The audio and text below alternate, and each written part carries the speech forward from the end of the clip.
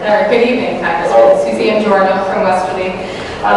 First, I just want to say thank you very much. This is great. I think it's excellent that everybody can come out and ask questions, and you feel free to answer it as you do. First, I have a suggestion, and second, I have a question. The suggestion, about 25 years ago, I helped to write Megan's Law for the New York State Assembly. We wouldn't have gotten it passed if it wasn't for us reaching across the party lines in order to gain support from the other party. That being said, with the legislation that you have out there, do you see the benefit of reaching across the party lines and trying to get them to come down to what is real and not just based on Democrat or Republican? Because it wasn't until we broke it down to the other party and said, do you think a child abuser is going to look at a child and say, is mommy or daddy Republican or Democrat, before they abuse a child and they ruin their life? So that being said, my suggestion to you is, and I'm sure you have done this, but my suggestion is to try to gain support based on the facts, based on the things that really hit home most to everyone, not just on party lines. So that's my number one suggestion. And my question is a town question. I'm on the town council here in Westerly. So I have to ask, we have a question coming forth on our ballot in October about term limits. And I just wanted to know what your opinion was on term limits, especially when it comes to local politicians. Councilman, thank you for being here. You're from the public service. I'm sorry I didn't see you in the audience earlier. I would have introduced you as well.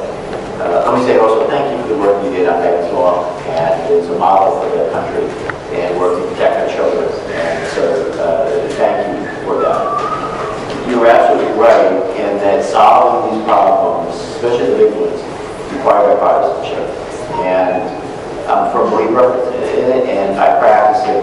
And every major issue that I'm working on, I will always look for a Republican co-sponsor or partner in the effort. And I would say on cybersecurity, I have a strong partner in Congressman Mike McCall, a Republican colleague from Texas. On national security issues, Mac Thornberry, the former chairman of the Armed Services Committee. On career technical education, I have a great colleague in G.T. Thompson from Pennsylvania, and we find a way to work. We don't have to agree on everything to find common ground on some things, but it starts with us as individuals. We're rolling up our sleeves and trying to find a way to get along, and find a way to compromise.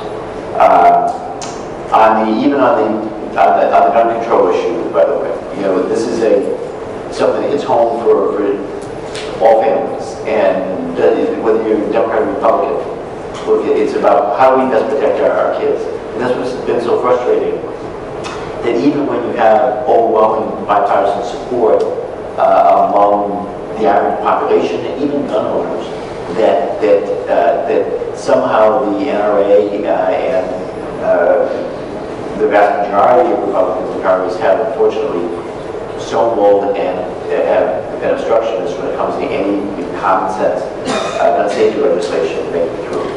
I was on the Senate floor. I went over from the House to the Senate right after Sandy Hook, and I was there on the day that I expected the bipartisan Manchin-Toomey amendment to close the gun show loophole and background checks.